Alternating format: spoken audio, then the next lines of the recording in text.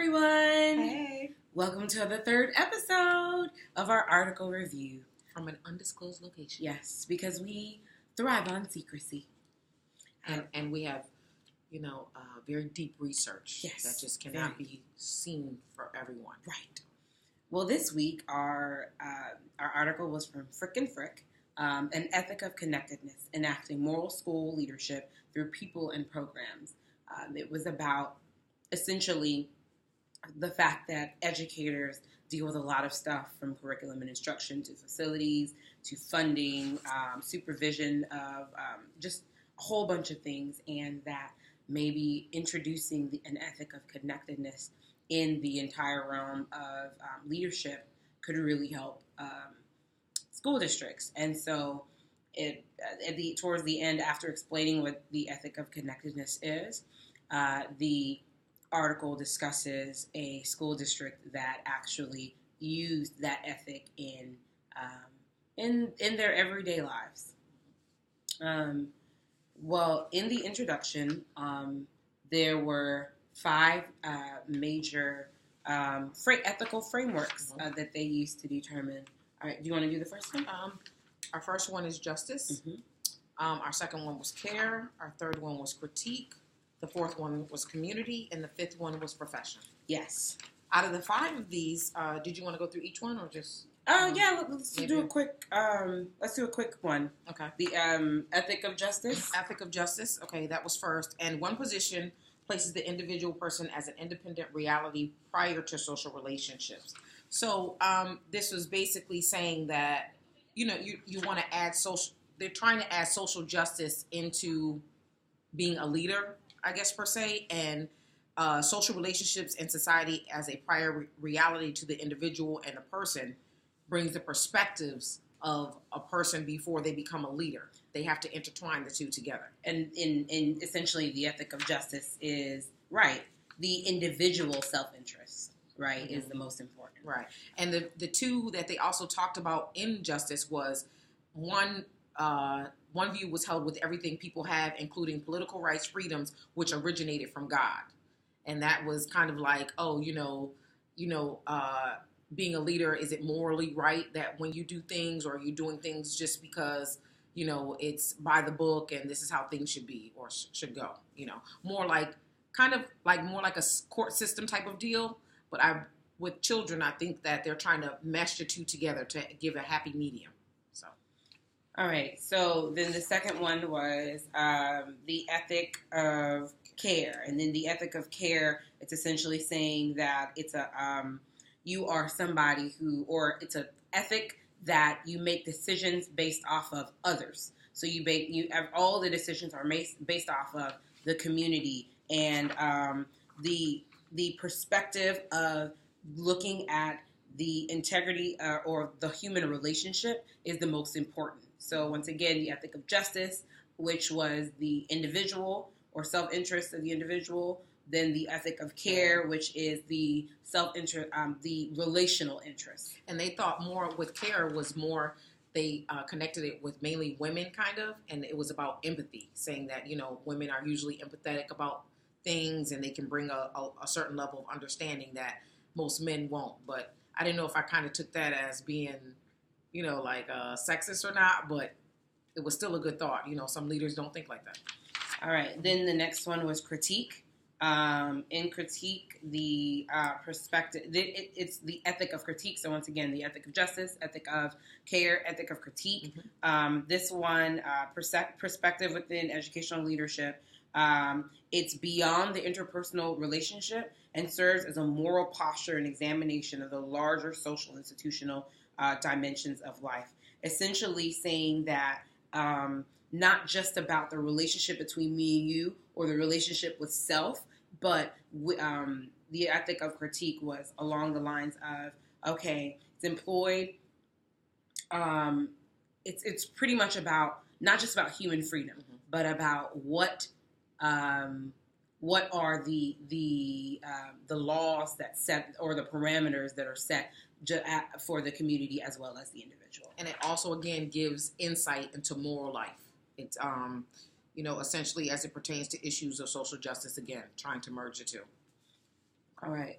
The ethic of community. And this one is, it's not just the ethic of let me look at others, but it says it's the process of constant communication, constant dialogue, and constant collaboration. So that's how it's slightly different from the ethic of care. Yes. The ethic of care is all about relationship. The ethic of community is not just about relationship, but it's about constant communication, once again, constant dialogue, and working collaboratively. Yes. Very big on collaboration. Mm-hmm. So, and then the last one was the ethic of profession.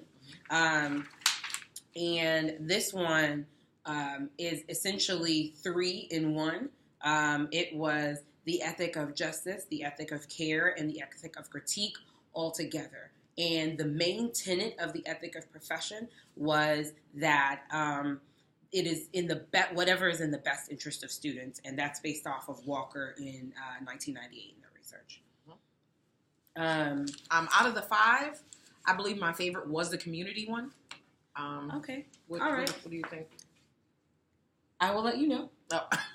Okay. Well, during our discussion, conclusion, and implication section. There you go. All right. So what we found was that, so in the last one, then it talks about the ethic of connectedness or virtue. And essentially, all those 5 different ethics, the ethic of justice, the ethic of care, the ethic of community, the ethic of critique, the ethic of profession, they were all trying to build a literature review to help us to understand why the ethic of connectedness was needed. Yeah. That's it. Yeah, that's just about it. All right. So there was a quote in here with, I guess, when combining it all together that I thought was very profound. It says, passive schooling creates passive people. If we want people to think, learn, and care about the many dimensions of life, if we want neighbors who accept the responsibility of tending to the world and working to make it a better place, then we need school and curricula that are actually about life and the world. Either we make our schools into vibrant workshops for personal, social, and global transformation, or we must own up to our complicity in perpetuating a superficial, unthinking, and unjust world.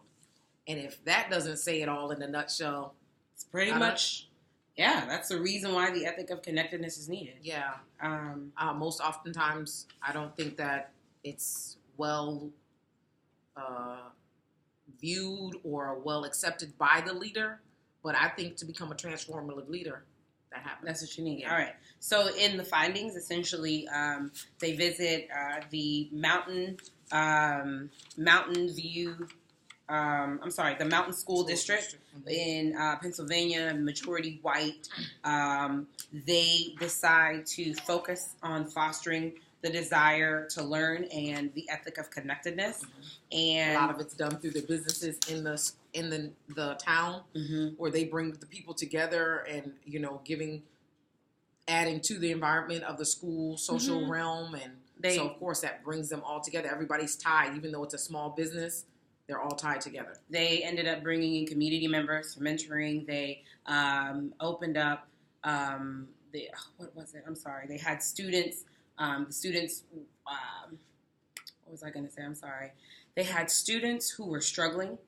They had a discipline plan for them. Right. And the discipline plan included the 3 components. It was academic, counseling, and community service. So they didn't just focus on punishment. They even did professional development that was supportive of the interests of students, how to teach teachers how to connect with their students. Right.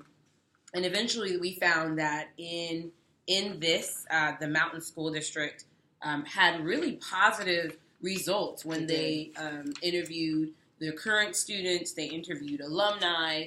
They found really positive findings. So in conclusion,